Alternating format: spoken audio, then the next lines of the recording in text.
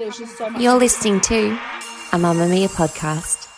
Mamamia acknowledges the traditional owners of land and waters this podcast was recorded on.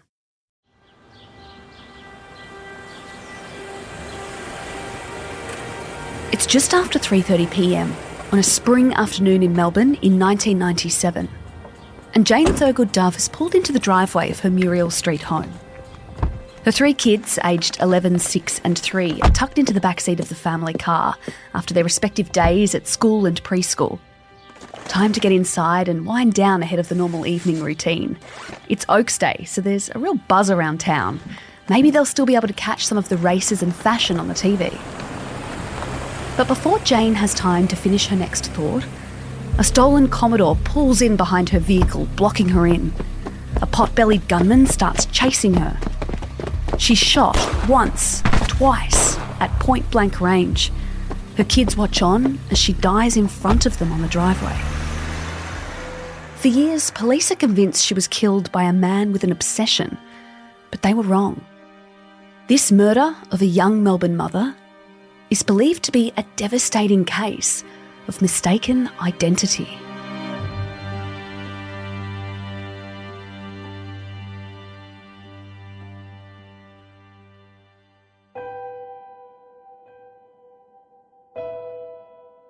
Jane was just an average mum, living in an average street, married to an average guy.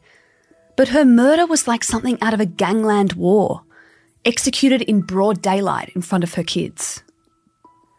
27 years on, so many questions remain in this case, and it's one journalist John Silvester has been keeping a close eye on from the start. John is Australia's longest-serving crime reporter, covering the beat since 1978.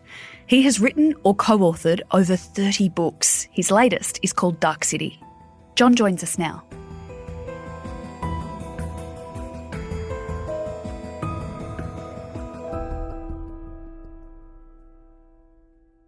John, who was Jane Thurgood-Dove to her friends and loved ones? Jane Thurgood-Dove was a woman in her early 30s. She was married and the mother of 3. She lived in the Melbourne suburb of Nidri in a street called Muriel Street. Really well liked, close to her parents and her sister, and was seen, I suppose, if you want to put the cliche in, as a suburban mum. She was living a happy and full life, and she wasn't known to the general public. And as is so often the case in these tragedies, she ends up being defined by her death, not her life. Well, she was shot dead in her driveway on November 7, 1997, and the description given was of a pot-bellied man in a Holden Commodore. Who was able to give those details to police? A couple of passerbys, and certainly one of the witnesses was quite young, as you can imagine, in just a quiet suburban street. And really, again, you've got to remember CCTV, things like that, which is now just routine, wasn't there. So you rely on the eyewitnesses. And very quickly, a car was found not too far away, burnt out. Now, that was the first telltale sign. Hang on a minute. That's heading into that sort of professional world to get rid of it. It was a stolen car that had been stooked away for some time. So it wasn't just joyriding. It had been set there. So you would know that a second vehicle would have been present from there. These days, of course, and you've seen it 1,000 times on television, you see that handover via CCTV. But in those days it didn't exist. So almost the physical forensic trail ended with that burnt-out car. Were those few witnesses able to place anyone else at the scene? Was the gunman alone? Had a driver. And so again, we're not looking at a lone wolf. This is heading, what's going on here? But it was so strange, of course, because it smells in a way like a professional hit. But this is a woman with no connections to the underworld. And that becomes quite interesting later, because Jane becomes subject of a number of rumours. She was having an affair with a gangster. She was a witness at an armed robbery. And I think that tells you a lot about us, because the idea of a mother being killed in front of her children in her front driveway is so horrible we have to find a reason and in the process blame the victim. You see, if Jane was on the wrong side of the tracks, if Jane had had a relationship with a gangster, well, that means my wife, my daughter, they're safe because they're good people. So it's funny how we tend to want to blame the victims to get an answer. That's so interesting because, like you were saying, she was just a normal suburban mum, a normal Aussie. And I do want to touch on the fact that her children, who were all under 11, the youngest was 3, they all watched this unfold. Did we hear from them? We from the media kept well away from them for obvious reasons. They were really cooperative, as kids would be, with the police, and the police handled that well. And they had a strong family unit with Mark, the husband, and Jane's parents. Well, you have been in touch with the family over the years, particularly Jane's parents. How did this crime, what happened to Jane, impact their lives? Well, one can only imagine what happened to them. They're lovely people and very close to Jane. And their journey, which in some ways I've tracked, was really interesting. The media was pretty good, but they had a dealing with the media very early on, which shows you how we can get it so wrong. Everyone wanted, including the police, to keep this at the forefront. And often parents and loved ones who may wish to grieve privately are encouraged by police to go public because they want witnesses, they want people to understand, and they even want to get to associates of the crooks. So by presenting the relatives to open their veins publicly is the hope that that will spark someone to say, well, you know what? I've never come forward before, but I will. So John and Helen were doing that. And then, one day they sort of get a knock on the door and it's a reporter from a particular newspaper who's looking to freshen up the story and then said, oh, we'd like a new photo. And these grieving parents go, okay. And the reporter, young, naive, said, oh, and can you hurry up? I'm on deadline. And, these sort of things, when you and I write stuff in this space, I always think of the story and thinking it may be the last story in a scrapbook kept by a family to remind them of their daughter, their son, wife, husband, father, mother. Get it right. Well, door knocks, to be honest, which is what we call those in the industry, are the reason I stopped on the road reporting because I found them harrowing to do. My day they were called intrusions, and I remember at a newspaper we had a young female reporter who was really good, and there was a tendency to go to her all the time to do this, and I would go to the manager and said, you just can't do this. You just can't have the one person doing this all the time. It's too traumatic. Now, I'm lucky, for a long period of time, I would have been so young the last time I cold called. So in these cases, I would go to the police and they would go to the family and they would say, rightly or wrongly, this reporter we think will give you a fair go. But they were always given the choice. They never were fronted with a person. So it would be arranged in a much more civil way, but it's always there. And there was the case where there was a lovely woman, Sarah McDermott, who went missing and she was murdered and her body was never found. And I went out to see the parents and I gravitated to the dad, and there was almost an unspoken agreement that we were going to be very superficial. He was speaking of the case almost as a third party. This is what happened. She did this. She hopped on the train. She got here, and he burst into tears. I was with a female photographer, and he said, I'm so sorry. The light just hit your blonde hair as it would hit my Sarah. It's an important reminder, isn't it, to keep not just the victims but the families front of mind when we talk about these stories. Let's talk about the investigation into Jane's murder, because obviously the first place to look is family, who were all quickly cleared. So husband, parents, that's just process. And then they started looking into a serving police officer that had links to the family. Why were the police interested in him? What did they uncover? Well, the first thing to know is that a murder victim has no secrets. When you're alive, we've all got locked doors, every one of us. But the police have a skeleton key. And so when you're gone, those doors are open. So this police officer had, for a period of time, worked with John, the father. He was a butcher who had a shop. So the cop knew Jane and he became obsessed with Jane. So they found some letters which connected this fella. They went and they found that he tried to buy a funeral plot next to where Jane was to be. I think his computer code was her date of birth. There was like a shrine to her in the house. He broadly fitted the description of the pot-bellied gunman. You're thinking of this guy, and in police terms, he'd never been at the sharp end. So it wasn't like he knew gangsters. It wasn't like the gun used was a service revolver. So there was a couple of holes there, but he was then asked to be in a lineup, which he refused. He refused to give DNA and largely wouldn't answer questions. So that naturally, it would raise your suspicion. It would certainly raise mine. So after a period of time, they gave him a lie detector, which is not admissible, but good intelligence.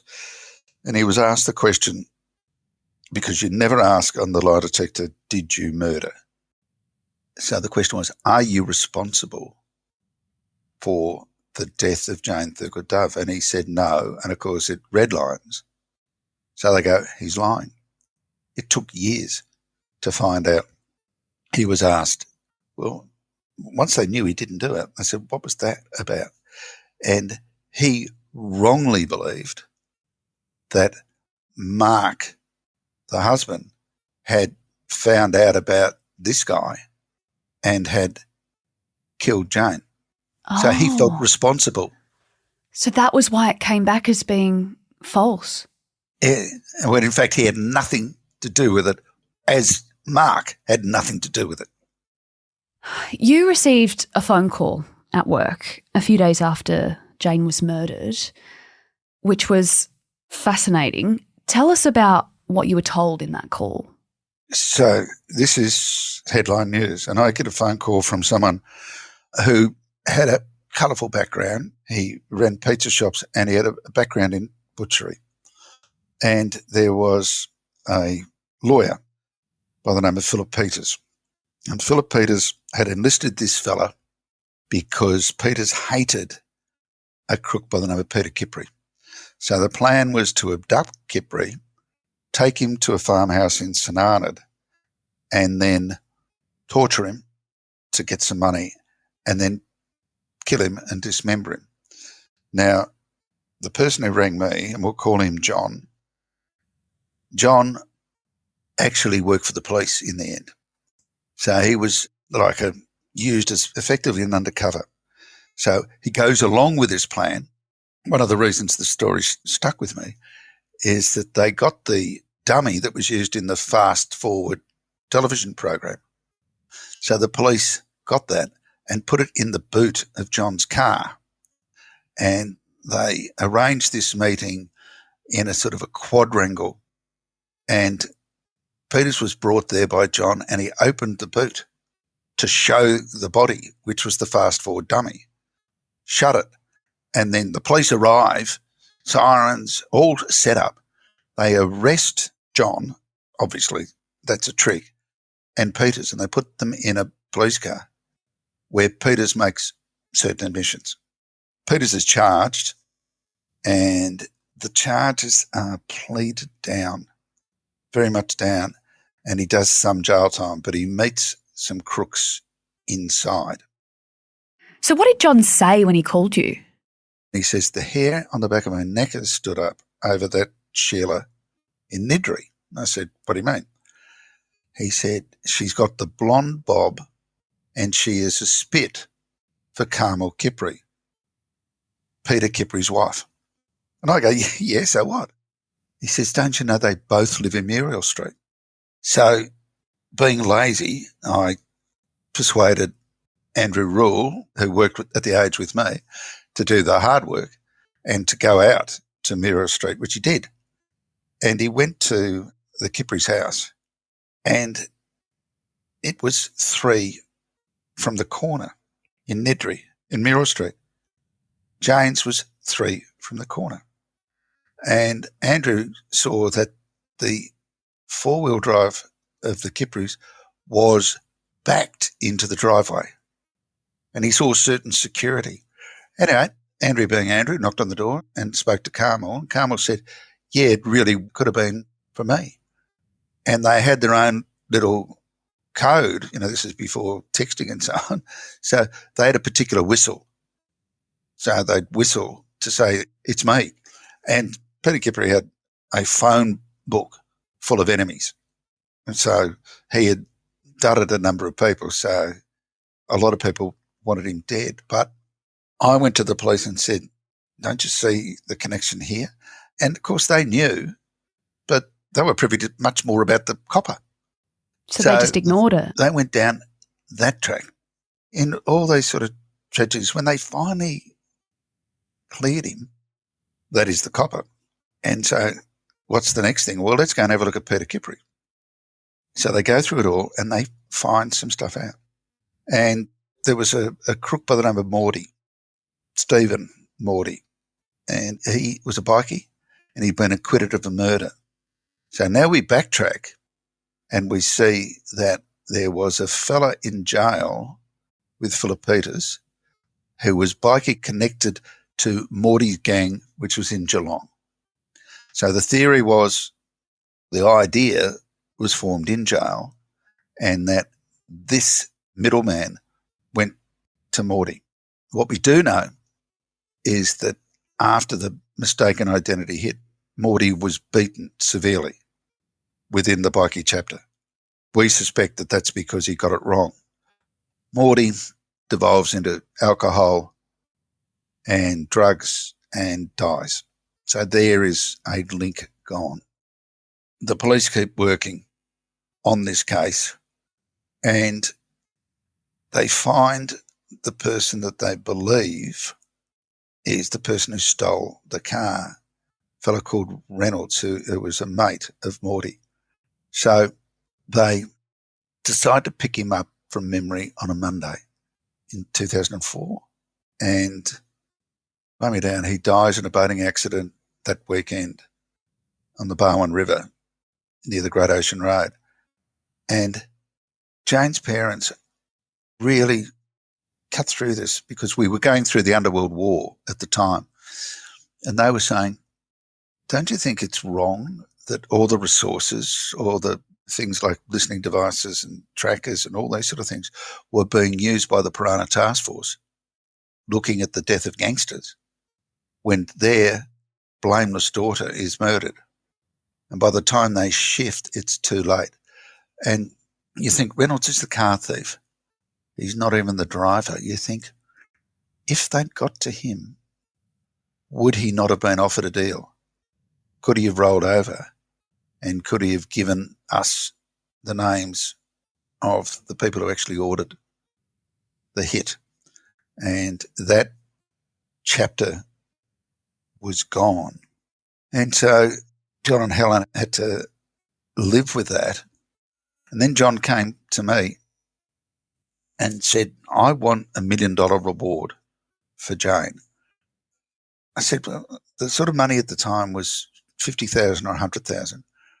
And I couldn't say to John, they're not going to do this for your daughter and not other people.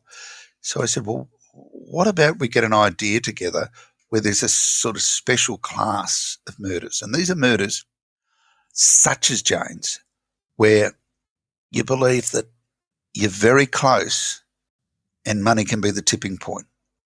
So not for every case. Now it is for every case, but back then it wasn't. So I went to an advisor to the Premier, Steve Bracks, I went to a woman, his advisor, Jane Wilson, who had worked police rounds with us and done courts. She was actually married to a homicide detective as well, so she actually got it.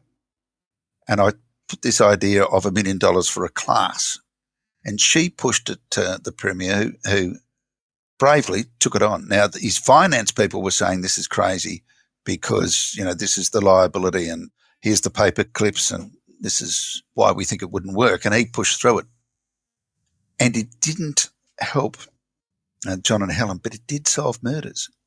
And so there was a case of Messina Halvargas, who was stabbed to death tending her grandmother's grave at Fawkner. And everyone knew it was the serial killer Peter Dupas, but there wasn't enough information. Well, once that $1 million reward, which was John's idea, once that $1 million reward was put up, they got the witnesses they need and he was convicted. And that all came from Jane's father not letting the case go. How does that feel for him, knowing that he's helped all these other people, but you selfishly would be so frustrated that it's done nothing for your own case? Well, you'd probably have to ask John, but I think the feeling is a modicum of pride and a great deal of resentment, like, why is it at me? And they always want the case kept open. All of this movement that we've been talking about in Jane's case happened, about 5 years afterwards, in terms of Morty and Reynolds died 2001, 2004, and then this $1 million award around 5 years after the murder. It's now been 27 years. Is that case still open? Have we had anything happen in the last 15 or so years to help the case? The case is always open because we've still got potential things that can happen, and we've also got the driver. What happens is alibi witnesses fall out, marriages break up, people who know the truth find God or just decide that they can't carry the burden. So it's such a cliche you've heard so many times, but often it's one phone call. And what's different now is the way cold cases are done in Australia, and we're one of the few nations that do it in that regard. A cold case murder, so certainly in Victoria, and I would imagine in New South Wales, you have a list of these cold cases and they have been graded on what level of solvability and the age and so on. And then you have a look and it could be something like DNA. Now, for example, in Victoria, we've got what's called the freezer files, which a group of scientists, forensic scientists, obviously they knew what DNA was and they were well aware that the capacity to test for DNA was coming. So even though you could not test, they were taking exhibits and freezing them. In the hope that in one day it would work. And there have been multiple cases, mostly rapes, that have been solved well down the track. There was a case I was just looking at the other day where 16 years after the event, a fellow was caught doing a burglary in Queensland, and that linked him to the rape in Shepparton. And even DNA, we think of DNA as a stationary piece of evidence, but the methods get better and better and better. So you can test something and not get a result 10 years ago, and you will get a result in 5 years from the same effective sample. So crooks better watch their backs.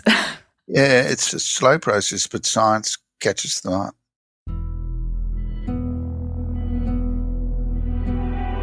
Up next, we move on from the case of Jane Thurgood-Dove as I ask John about other cases of mistaken identity and whether, after nearly 50 years as a crime reporter, any case shocks him. Cases of mistaken identity, like we're talking about, or we believe happened in the case of Jane, how common is that, particularly in Australia? More often than you would like, with the knowledge that hitmen are by and large stupid. Which is not what you would think, because hitmen, when you watch TV, movies, they're usually kind of sold to us as the ultimate criminal, the really smart and calculated ones. It's funny because Dupas and I was talking to the then head of the homicide squad and saying what a monster he was. And he had a different view. He said, these people, they're dreadful and they're dangerous and they should never be let out, but I feel sorry for them, he said, because they're driven by evil compulsions that they can't control. And he said, do you reckon if there was a queue in life between being an obsessive, violent serial killer or a normal person who can have loving, long-lasting relations, which queue do you think everyone would jump in? So he's saying these people don't have a choice. He said the people I detest are hitmen, people who will go and kill someone and then come home for a roast lamb dinner. So they're the ones he detests, and we tend to put them up as cool and calm. There was a case, a gangster was set up to be hit, but he lived in a sort of a new development, which was a little bit of a Legoland. One of those places where every house was the same and you're only allowed to paint them one of three ways. So all the houses are the same. So this bloke, there'd been a go at him once. So all he did was starting parking his car up the road. And so he did that. And these clowns arrived and went 1, 2, 3, 4, there's his car. And they went round the back. Every house is identical. Every house had a garage. So they went 1, 2, 3, 4, 5, this is the house. And there was an Asian real estate student. Now, the other bloke was a Middle Eastern bodybuilder in his 30s. And we've got a pencil-thin Asian real estate student who's no more than 20. He'd been gaming with his friends in the garage, and when he walked out, he was shot dead. And they thought that was legitimately their target, or just didn't care? They believed it was the target, but they didn't do their homework. We had a greengrocer shot dead early in the morning, and the offenders were bikies, and they've never said why. Everyone knows it's mistaken identity. There was a crook who lived out that way. They followed the wrong person and shot him in a hail of bullets on a freeway. Way back in the 80s, I'm sure you remember the case of Mick Drury, the undercover police officer that Roger Rogerson and Christopher Dale Flannery were involved in an attempted hit on him. Well, Mick was doing a job in Melbourne, and a Melbourne crook called Alan Williams was the target. Williams got away from the sting, which Mick Drury was the undercover, and Williams ultimately knew that Mick Drury was the only witness who could pot him for heroin trafficking. So that's why he went to Roger Rogerson via hitman Christopher Dale Flannery to offer a bribe. And when Mick wouldn't take the bribe, the next thing it was decided, well, we'll kill him. So when it doesn't work, Alan Williams is the loose thread here because he's the only one who knows the truth, other than, obviously, Rogerson and Flannery. So a Victorian copper rings Williams and says, don't go home, they're going to kill you. He takes his advice, but his brother-in-law, Lindsay Simpson, is not told. So Lindsay turns up at Alan's place. There's two hitmen, and they come down the drive, drag him out, and he goes, my name's Simpson. And they shoot him dead. The hitmen were Dennis Allen, the drug dealer who's now dead, and Ray, the Red Rat Pollitt, who's now been deported back to the UK. And I spoke to Pollitt, and Pollitt said, oh, I didn't do it. But I was told that the hitmen were not wearing balaclavas. And when they dragged him out, they thought, shit, he's seen us. We're going to get killed. So it was murder in cold blood of an innocent man. And the other area about the hitmen is how often it's not mistaken identity, but it's collateral damage. way back during the Underworld War, there was a hit on Jason Moran. But Pasquale Barbaro was in the car and he was shot dead, and the hitman later told police, I didn't even know he was in the car. And in the back of the van was half a dozen kids who just saw two men murdered less than a metre in front of them. It's just this complete lack of feeling for life, for innocence, for anyone but themselves. Yeah, well, Michael Marshall was connected in the underworld, but he was a hot dog vendor, and he was shot dead in the street in front of his little boy. And when the police asked him what he'd do, he said, I ran to Mum, but I looked left and right like I was always told to. I'm going to expose you here, but you've been covering crime since 1978, nearly 50 years. Does anything surprise you anymore, the depths of horrible that human beings will subject other humans to? Why I can keep going is for every horrible thing there's heroism. Messina Halvargas, as we have discussed, just a dreadful, dreadful crime. But the parents, George and Christina, George is that successful migrant. He jumped ship, he cut cane, he worked the hard jobs, got a small business, turned it into a medium business, brought his family up. And after the death of his daughter, he became like an amazing one-man lobbyist. He knew all the media. He would kiss the girls on the cheek and ask them about their families. When Jane Thurgood-Dove, the original reward the police wanted was $50,000. And there's an iconic picture of Jane looking at the camera, and you just know she's a lovely person. And the Premier, Jeff Kennett, said, let's make it 100. And then George Halvargas went to see the Premier and said, so a blonde Australian girl is worth 2 Greek girls, because the reward for Messina was 50. And Jeff immediately said, no, well, the reward for your daughter is going to be 100. And he kept going, and he would never let the case go. And the police did 1, 2, 3 task forces. Paul Coghlan was the Director of Public Prosecutions. He later became a Supreme Court judge. This is what separates us from most countries in the world. Dupas had been convicted of 2 murders. He had been sentenced not once but twice to life, no minimum. He was not getting parole. He was never getting out of jail. So we come to Messina's case, and you could just say to the parents, well, look, we know he did it. Rest assured he'll never get out. But it was Paul Coghlan who said the Halvargas family deserved justice. So he prosecuted him for the 3rd murder. Successfully convicted. He appealed. The conviction was quashed. And they did it again. They went through the trial again, and he was convicted. The fact that we, society, spent over $1 million to get that day in court for the Halvargases is why we remain a civilised society. And it also tells you about policing, because there was the star witness was Andrew Fraser. He was a lawyer that police hated. They really thought he ran too close to the crooks. And he developed a cocaine habit, and he wouldn't be the first.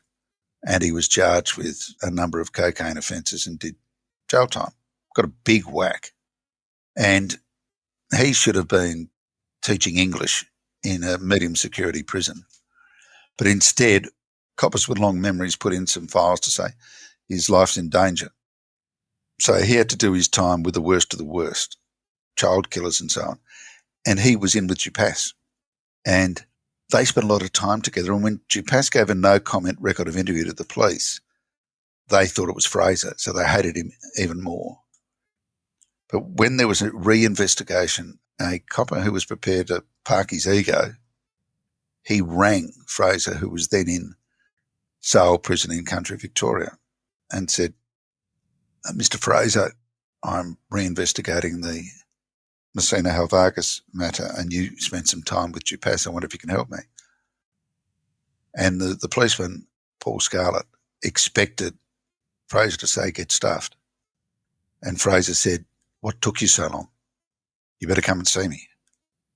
And Fraser gave evidence that Chupas, frightened of bugs, had not actually physically confessed, but had mimed what had happened.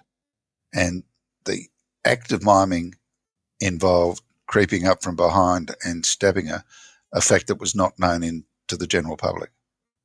And he became the star witness. And without him, there never would have been a conviction. You're listening to True Crime Conversations with me, Gemma Bass. After the break, I continue to ask renowned true crime writer and journalist John Silvester about some of the most compelling cases from his career, focusing on Australian serial killers.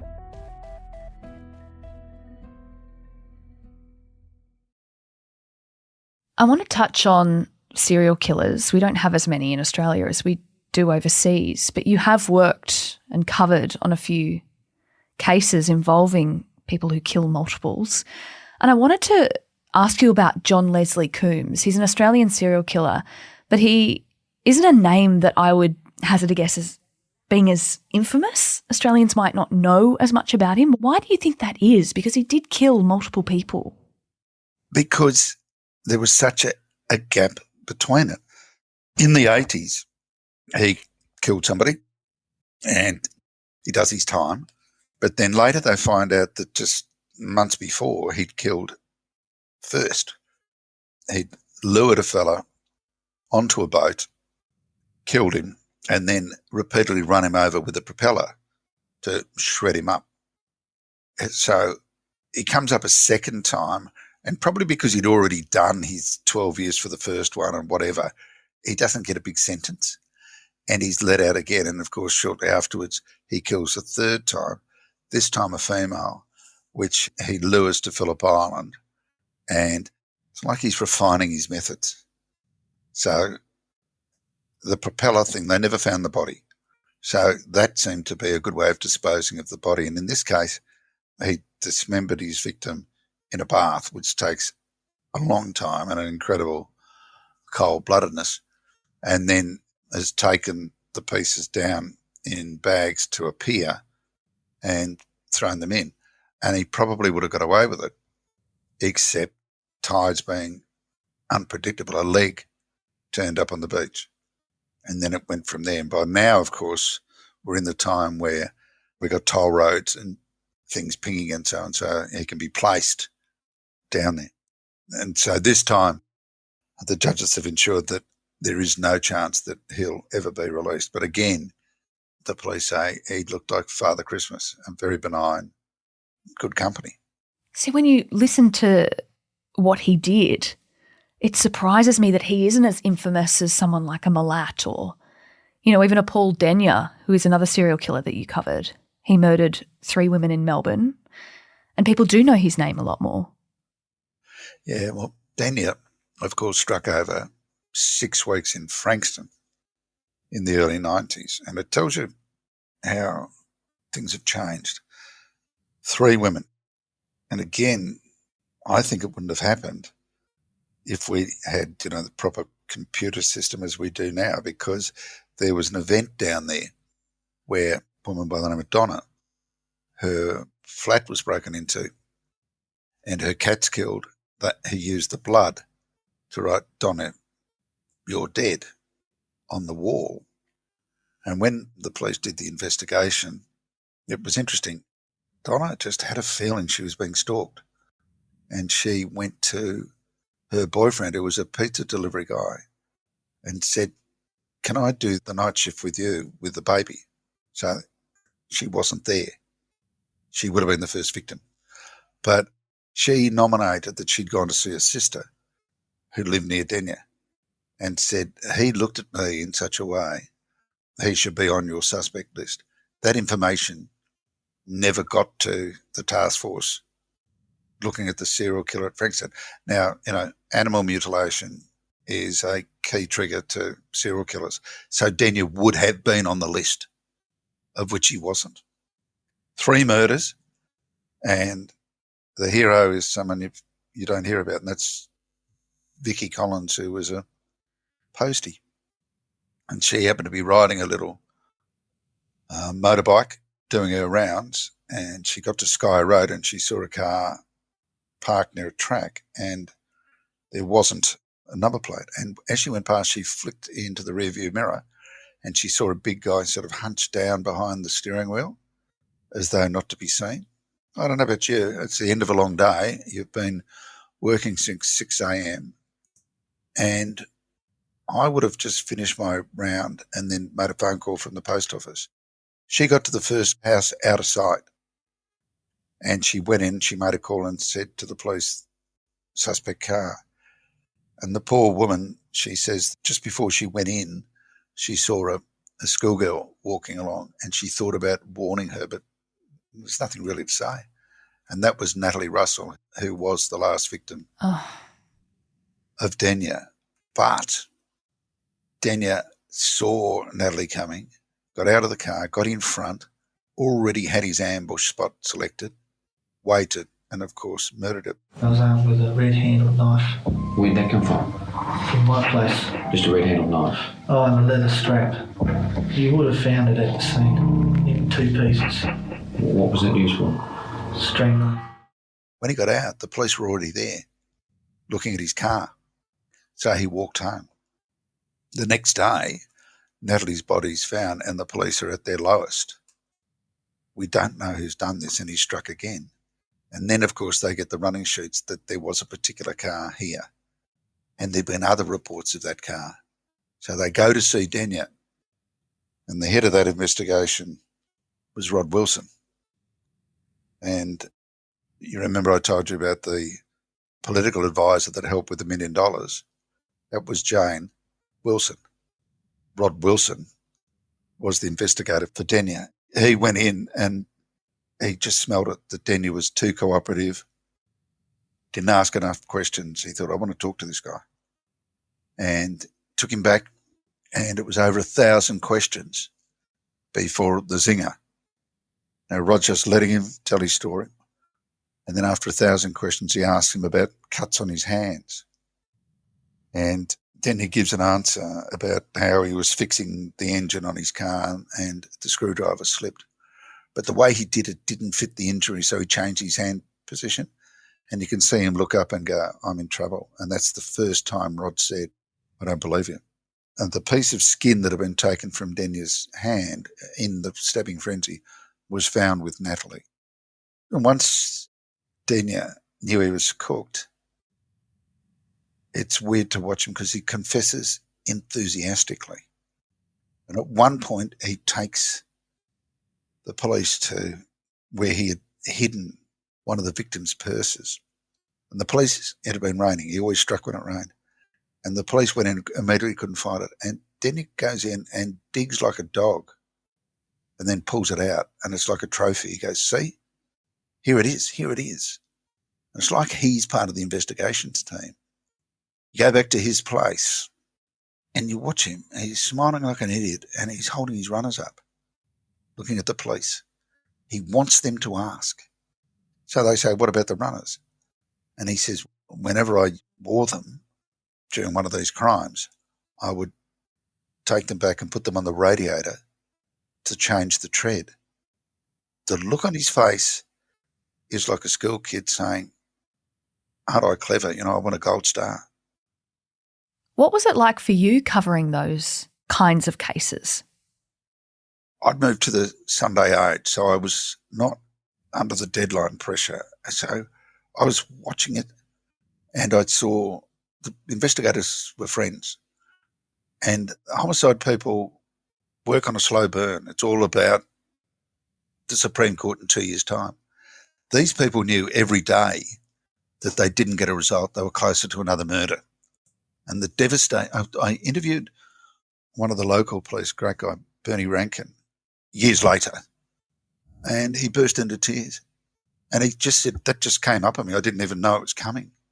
So the baggage that they get, and I remember, as I said, he always struck when it rained because he knew it would wash away clues. And that last weekend, I went to bed and it was raining. And I thought, it's going to happen.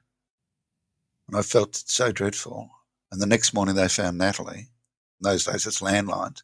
the phone rang and it was a voice and it just said, "We got him," and the relief. But it's interesting because there's lots of vision that you can watch. And so there's women were being walked to their cars.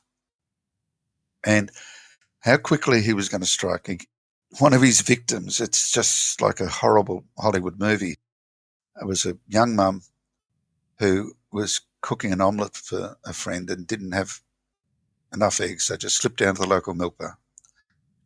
Denya had tried to abduct a woman and had failed. She'd fought her way free.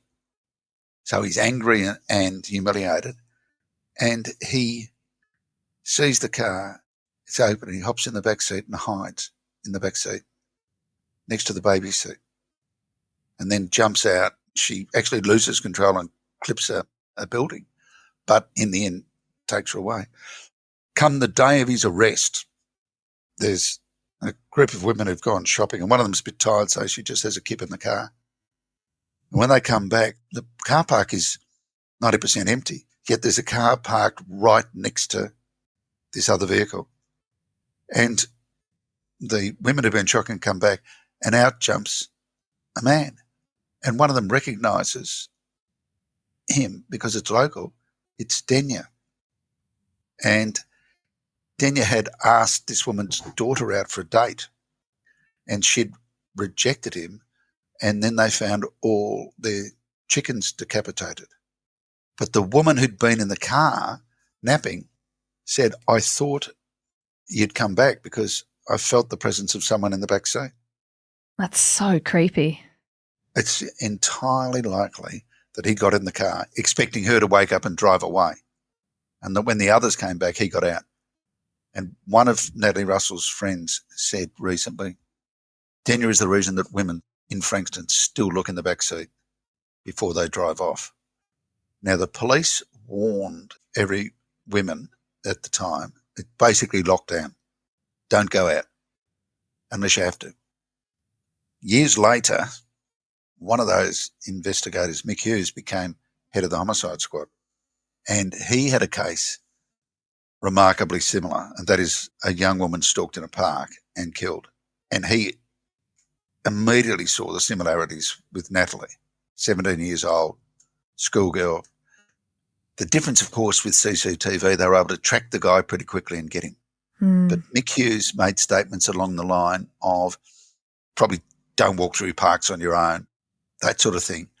And wow, the pile on him of victim blaming. But I knew what Mick had been through and the guilt that these fellas felt. And it was the advice he would have given his own family. And imagine going to an inquest of another murder and go, "Oh, yeah, I thought that was going to happen, but I didn't want to tell anyone." I want to end with Jane. Her story has inspired a new Channel 9 crime show that's currently airing, which you helped with, actually, that is obviously based on real events or inspired by real events, but it's got a fictionalised lead character. Do you think that retelling the story in a format like that is going to help the case? It does show you, one, there are no secrets, and two, the potential for mistaken identity type crimes. And it gets us talking about Jane, separately. We're doing a podcast right now about her story. So, every little bit helps, hopefully. Nothing alters. There is $1 million out there, and the person who set this up is alive. So people connected with Morty or Reynolds or the car thief or the person who provided the gun or the person who was the go-between, who I believe has spoken to police. There's $1 million there. There is a brief of evidence ready to go. And remember what we said regarding Messina Helvargas. It was that one phone call from the policeman, Paul Scarlett, to a person in jail in the lawyer, Andrew Fraser, that resulted in everything turning around in about 1 minute.